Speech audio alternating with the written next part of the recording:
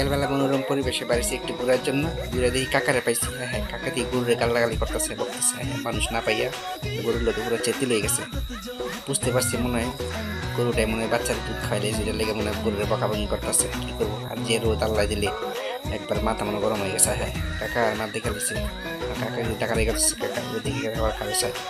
কাকা হ্যাঁ, কাকার কাছে গেলে যে বড় লাঠি আর যে বড় বান্দা লইছে না, বেন্দা, ওই বেন্দা দিয়ে মারে দিলে আমি শেষ। না কাকা যাওয়া যাবে না, কাছে যাওয়া যাবে না, আপনার একটু ঘুরে ঘুরে দেখি।